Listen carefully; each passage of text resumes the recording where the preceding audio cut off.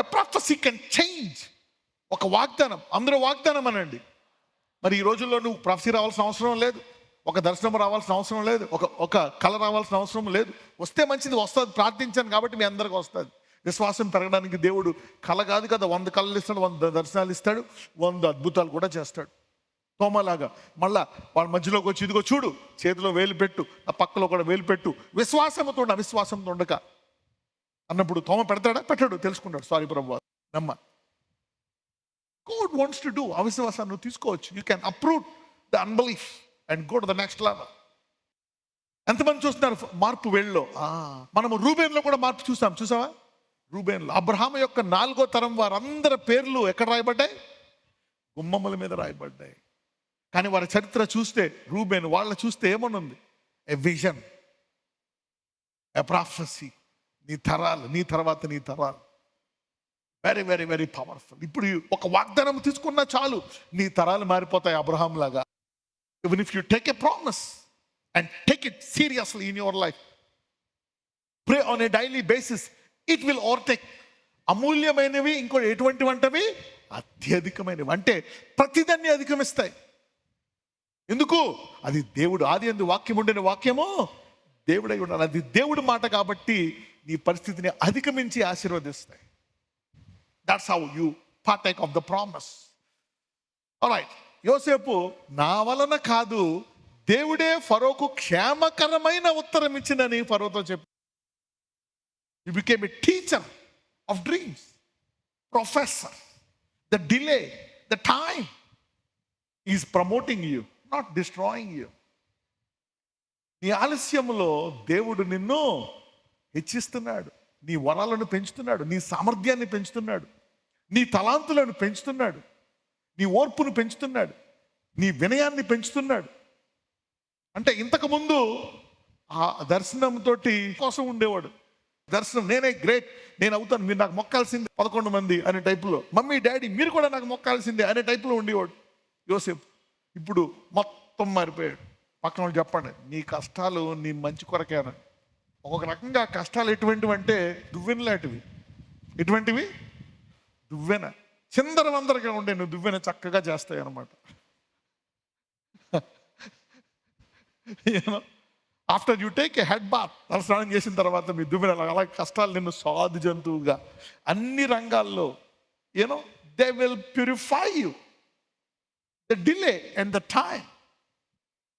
అందుకనే కొన్ని కష్టాలు, కొన్ని బాధల్లో దర్శనము ఉంది అంటే నీ కష్టాలు, బాధలు నీకు వచ్చి వస్తాయి. అందుకని అన్నిటికంటే మాకు ముఖ్యముగా దర్శనం లేదా ఒక వాగ్దానం పట్టుకో. ఆ వాగ్దానం పట్టుకొని ఆ వాగ్దానాన్ని దర్శన రూపంగా ఇమ్మను, దేవుడిస్తాడు.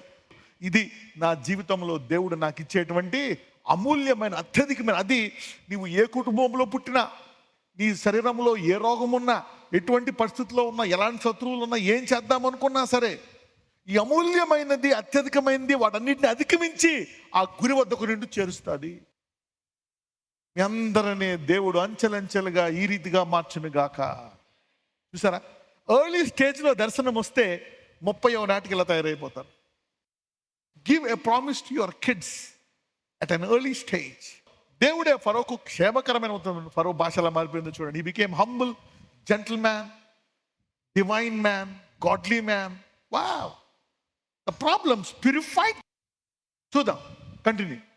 అందుకు ఫరో, నా కలలలో నేను ఏటి ఒడ్డున నిలుచుంటిని, బలిసినవియు చూపునకు అందమైనవియునైన 7 ఆవులు ఏటిలో నుండి పైకి వచ్చి జమ్ములో మేయిచుండెను. మరియు నీరసమై బహువికార రూపము కలిగి చిక్కిపోయిన మరి 7 ఆవులు వాటి తర్వాత పైకి వచ్చెను. వీటి అంత వికారమైనవి ఐగుప్తు దేశమందు ఎక్కడనూ నాకు కనబడలేదు. చిక్కిపోయి వికారముగానున్న ఆవులు బలిసిన మొదటి 7 ఆవులను తినివేశను. అవి వాటి కడుపులో పడెను కానీ అవి కడుపులో పడినట్టు కనబడలేదు. మొదట ఉండినట్లే అవి చూపునకు వికారముగా ఉండెను. అంతలో నేను మేలుకొంటిని. మరియు నా కలలో నేను చూడగా పుష్టిగల 7 మంచి వెన్నులు ఒక్కదంటున పుట్టెను. మరియు తూర్పు గాలి చేత చెడిపోయి ఎండిన 7 దేవుడు కల ఇస్తే ఎంత క్లియర్గా ఉంటుందంటే చూడండి. తూర్పు గాలి చేత కలలో అదేదో సైన్స్ లాగా,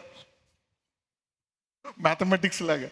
you see when God gives a dream it will be clear. దేవుడు నీతో మాట్లాడాలనుకుంటే క్లియర్గా మాట్లాడతాడు, అలాగే మాట్లాడు. God is a clear person. ఎక్కడో మిస్టరీ లాగా, ఒక మర్మం లాగా ఉండే దేవుడు కాదు. ఆయన అడుగు ప్రతివానికి దయచేయవాడు. చూడండి, మరియు తూర్పు గాలి చేత చూస్తున్నాడు. ఎంత వికారంగా ఉన్నాయంటే నేను ఎక్కడా చూడలేదు నా దేశములో అంత వికారమైనవి అంటున్నాడు. మరి తూర్పు గాలి చేత, చదవండి. మరియు తూర్పు గాలి చేత చెడిపోయి ఎండిన 7 పీలవెన్నులు వాటి తరువాత మొలిచెను. ఈ పీలవెన్నులు ఆ మంచి వెన్నులను మింగివేసెను. ఈ కలను జ్ఞానులకు తెలియచెప్పి తిని కానీ దాని భావమును తెలుపగలవారు ఎవరునూ లేరని అతనితో చెప్పెను. అందుకు యోసేపు, ఫరో కలిన కల ఒక్కటే, దేవుడు తాను చేయబోచున్నది ఫరోకు తెలియజేసెను.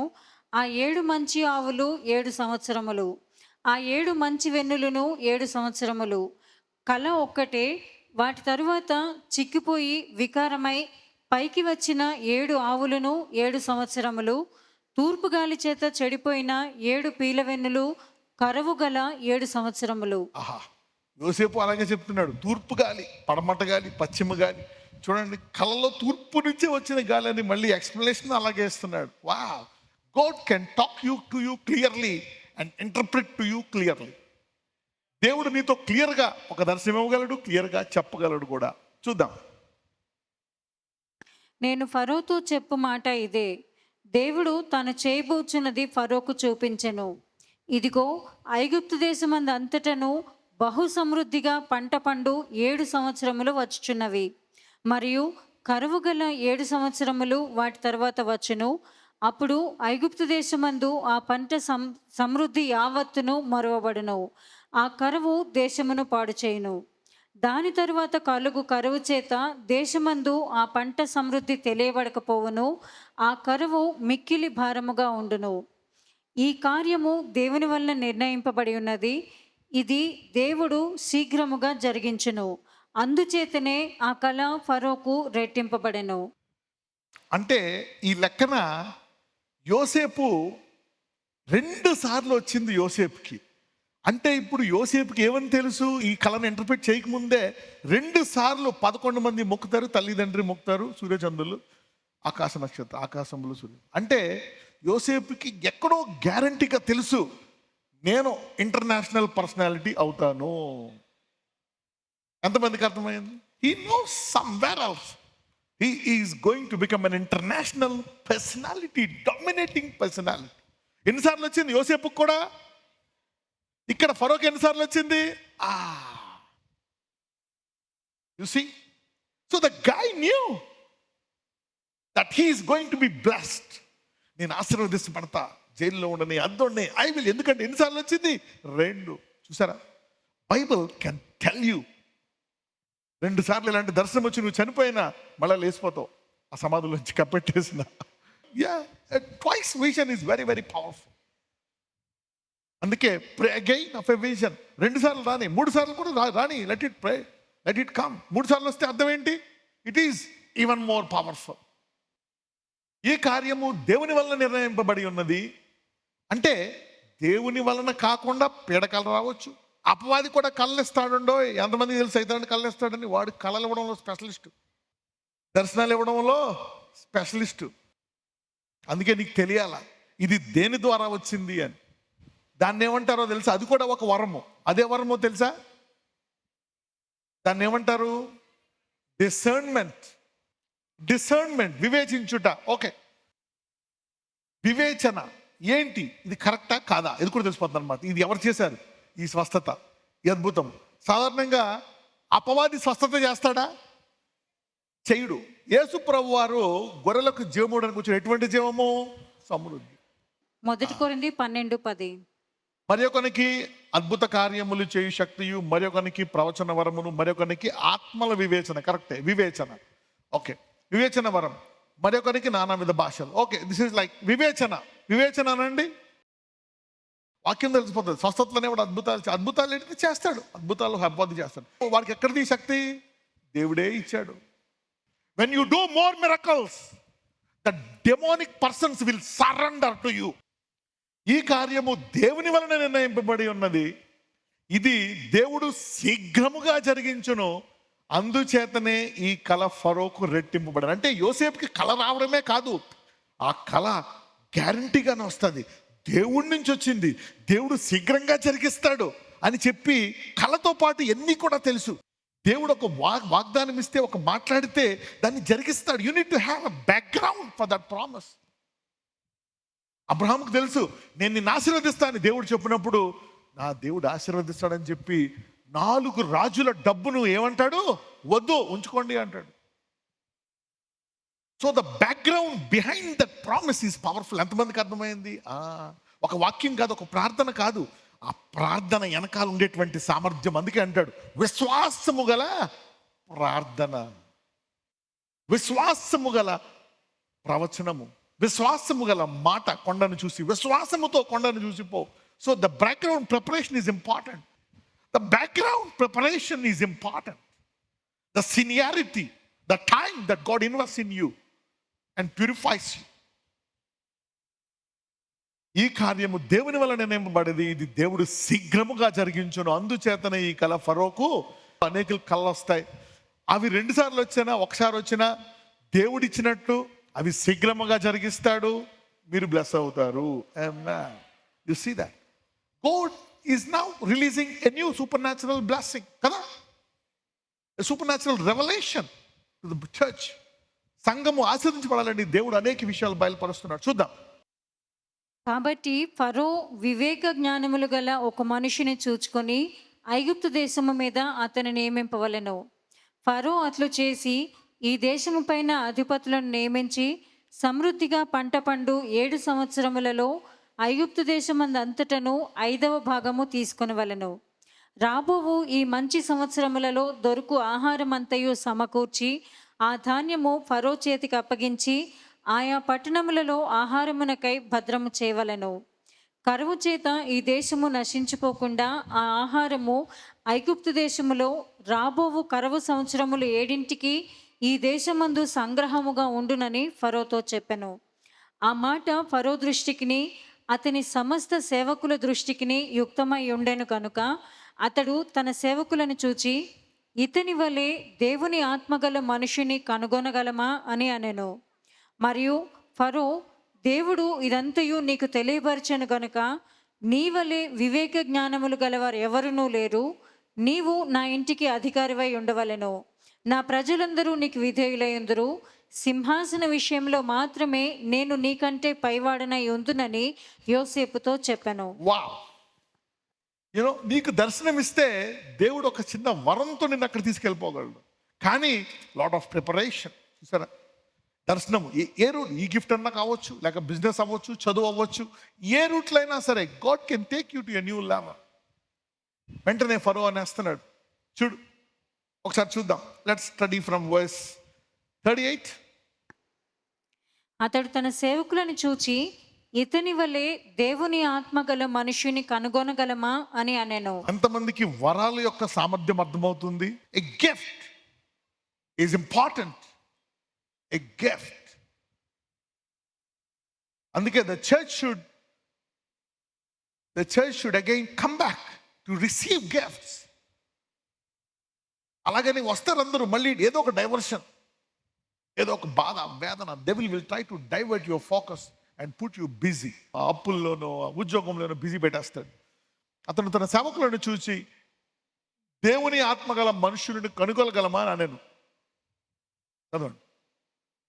మరియు ఫరో, దేవుడు ఇదంతయు నీకు తెలియపరచెను గనుక నీవలే వివేక జ్ఞానములు గలవారెవరునూ లేరు, నీవు నా ఇంటికి అధికారివై ఉండవలను, నా ప్రజలందరూ నీకు విధేయులై ఉందురు, సింహాసన విషయంలో మాత్రమే నేను నీకంటే పైవాడనై ఉందునని యోసేపుతో చెప్పాను. జోసెఫ్ డ్రీమ్ నెరవేరిపోయిందా లేదా? Joseph dream is finish. మనం ఇక్కడ ఊహించాం, కానీ యోసేపుకి దగ్గర 15 సంవత్సరాల పైన పట్టింది కదా. It took him more than 15 years. More than 15 years. అంటే దీనంతటికీ కారణము అబ్రహాము, తర్వాత యాకోబు, తర్వాత ఇస్సాకు, తర్వాత యాకోబు, దాని తర్వాత యోసేపు కూడా విధేయుడై ఆ దర్శనాన్ని తీసుకున్నాడు. దర్శనము అనండి. అయితే ఇప్పుడు దర్శనం కంట ముఖ్యంగా ఒకవేళ దర్శనాలు నాకు లేవు, అటువంటి రావు అనుకుంటున్నారా, వాగ్దానము అనండి. ఈరోజు బైబిల్ చదువుతున్నారా? వాగ్దానం. అందులో ఏదైనా ఒక మాట తీసుకొని రాసుకోండి, ఈ వాగ్దానం నాకు కావాలి ప్రభువా, చాలు. అది దర్శనం లాగే. దాన్ని కేంద్రీకరిస్తే అది నెరవేరుతుంది. నీ కష్టాలు, నష్టాలు, బాధలు అన్నీ కూడా ఆ వాక్యము నెరవేర్పి తీసుకెళ్తాయి. ఒకవేళ వాక్యం మీద నీకు అంత విశ్వాసం రావట్లేదా, ప్రార్థించు. ప్రభువా, దీనికి సపోర్ట్గా నాకు ఒక కళ ఇయ్యి, దీనికి సపోర్ట్గా ఒక అద్భుతము చెయ్యి, దీని మీద విశ్వాసం పెరగడానికి నాకు ఇంకా రకరకాల అద్భుతాలు చేయి. దేవుడు చేస్తాడు. God will do it. God will do it. You can ask God according to the Bible. 2 సార్లు రావచ్చు నీకు అద్భుతం, 2 సార్లు జరగవచ్చు, 2 సార్లు రావచ్చు. God is a super natural God. ఎంతమంది మన దేవుడు మాట్లాడే దేవుడు అని తెలిసిపోతుంది, ఎంతమంది దేవుడు అద్భుతాలు చేసే దేవుడు అని. అవాయిడ్, అందరూ చెప్పండి, అమూల్యమైన అత్యధికమైన వాగ్దానము అనండి. ఇప్పుడు నువ్వు ఒక వాగ్దానం తీసుకుంటే పరిశుద్ధాత్ముడు రాసేస్తాడు, చెప్పేస్తాడు, రైట్, ఈ వాగ్దానం నెరవేర్చాలని పరిశుద్ధాత్ముడు ఒక స్కెచ్ గీసేస్తాడు అనమాట. ఆ వాగ్దానం నీ జీవితంలో నెరవేరేటట్టు. ఇది అనుభవపూర్వకంగా కూడా మీరు చూసుకోవచ్చు. చూడండి, అత్యధికము అంటే ఎంతమంది, ఎలాంటి వాళ్ళు, ఏం చేద్దాం అనుకున్న అమూల్యమైన అత్యధికమైన వాగ్దానం వాటన్నిటిని ఏం చేసింది, అధిగమించేసి. అలాగే ఈ వాక్యం చదువుతున్నప్పుడల్లా ఏదో ఇనేసి అలా కాదు, ఒక మాట పట్టుకోవాలి. ఒక టైటిల్ చెప్తాం కదా, టైటిల్ని పట్టుకోవాలి. పట్టుకొని ఆ వాగ్దానాన్ని పట్టుకొని మీ జీవితంలో దాన్ని, ఒకే వాగ్దానం బోరు కొడుతుందా, దాని విషయమై చాలా వాగ్దానాలు ఉంటాయి. అది పట్టుకున్నప్పుడు దేవుడు నీ జీవితంలో నెరవేరుస్తాడు. ఓకే రా, లెట్ us pray. ఎవరెవరికి ఏ సమస్యలు ఉన్నాయో నాకు తెలియదు కానీ, ఐ డోంట్ నో, ఎవరెవరికి ఎటువంటి బాధలు ఉన్నాయో నాకు తెలియదు కానీ, Matthew 8:17 సంథింగ్ లైక్ దట్. ఆయన మాట వలన దయ్యములను వెళ్ళగొట్టి రోగులనెల్లను స్వస్థపరిచెను. రైట్. అందువలన ఆయనే మన బలహీనతలను వహించుకొని మన రోగములను భరించనని ప్రవక్త అయిన యెషయా ద్వారా చెప్పబడినది నెరవేరెను. ఆయన మాట వలన దయ్యములను వెళ్ళగొట్టి రోగులనెల్లను స్వస్థపరిచెను. అందువలనే ఆయన మన బలహీనతలను వహించుకొని మన రోగములను భరించాను. ఇది మత్తయిలో మళ్ళీ రాశాడు, ఒకప్పుడు ఏషియాలో కూడా రాశాడు. ఇప్పుడు ఈ వాగ్దానం పట్టుకోవాలి మీరు. ఏమని? ఇప్పుడు మీలో బలహీనత ఉంది, అది ఎయిడ్స్ ఉండొచ్చు, క్యాన్సర్ ఉండొచ్చు, కిడ్నీ రోగం, చాలా రోగాలు ఏమైనా ఉండొచ్చు, what ever it may be. Okay, అందువలన ఆయన మన బలహీనతలను వహించుకొని మన రోగములను భరించెను. నువ్వు బలహీనతల వల్ల ఏదో పొరపాటు చేసావు, నీ బలహీనతల వల్ల పితరుల శాపం నీలోకి వచ్చేసింది. బలహీనత వల్ల నువ్వు పడిపోయావు, పాపం చేసావు, శత్రువుని జయించలేకపోయావు. కాబట్టి ఏమొచ్చేసింది? రోగం వచ్చింది. అయితే యేసయ్య ఏం చేశాడంట? సిలువలో బలహీనతని భరించాడు, రోగాన్ని భరించాడు. ఇది అమూల్యమైన అత్యధికమైన బలము కలిగినటువంటి వాక్యం. ఇప్పుడు దీన్ని ఎత్తిపెట్టి ప్రార్థిస్తే మీ రోగాలను, మీ బలహీనలను మీదకి ఇది దాన్ని జయించి మిమ్మల్ని స్వస్థపరుస్తుంది. అయితే అందరికీ వరాలు ఉండాల్సిన అవసరం లేదు. ఈ వాక్యాన్ని ఎత్తిపెట్టుకొని కూడా మీరు దాన్ని జయించవచ్చు. రైట్? ఓకే. ఎందుకంటే చూడండి, అందరూ చెప్పండి, నా బలహీనతను యేసయ్య నిశ్చయముగా వహించుకున్నాడు, నా రోగమును భరించాడు. ఇది నా రోగము కంటే, నా రోగ బలము కంటే అత్యధిక బలము కలిగినది ఈ వాగ్దానం. రైట్? ఓకే. ఇప్పుడు ఈ వాగ్దానంతో ప్రార్థిస్తే మీలో బలహీనతలు పోవడానికి ఎంతమంది సిద్ధంగా ఉన్నారు? దీన్ని గట్టిగా పట్టుకోవాలా. Hold on to this word and you will see it come to pass. అందరూ 3 సార్లు ఈ వాక్యాన్ని ఎత్తిపెట్టి ప్రార్థన చేయండి. నిశ్చయముగా నా బలహీనతను వహించుకున్నాడు, నా రోగాలను భరించాడు. అందరూ నిశ్చయముగా అనండి. ఏషియాలోకి వెళ్ళి ఆ వచనం ఏషియాలో ఇంకా క్లియర్గా ఉంటుంది. 53:4-5 ఉంటుంది. దాన్నే ఇక్కడ జ్ఞాపకం చేస్తున్నాడు అనమాట. నిశ్చయముగా అతడు మన రోగములను భరించను, మన వ్యసనములను వహించను. నిశ్చయముగా, గ్యారంటీ. ఎందుకంటే ఎంతమందికి తెలిసి యేసయ్య నలకొట్టబడ్డాడని, మన పాపం ఆయన మీద పడ్డదని. ఇప్పుడు వస్తుంది నిశ్చయముగా, గ్యారంటీ. ఇదేదో ఒక కథ కాదు, ఇదేదో ఒక స్టోరీ కాదు, fiction. It's not a fiction story, this is a real fact. అందుకే ఇన్ని అద్భుతాలు మీరు చూస్తున్నారు. నిశ్చయముగా నీ రోగాన్ని, నీ పాపాన్ని కూడా భరించాడు, బలహీనతను భరించాడు. ఓకే. ఇప్పుడు నీలో రోగము నిశ్చయము, కానీ ఈ వాక్యముకి దానికంట బలము కలిగినది, అమూల్యమైనది. రైట్? కమ్ ఆన్ నా. అలాగే మీరు దీనికి వాడాలా, డబ్బులకి వేరే వచనం, డబ్బులకి అలాగా, different things in different areas. Come on.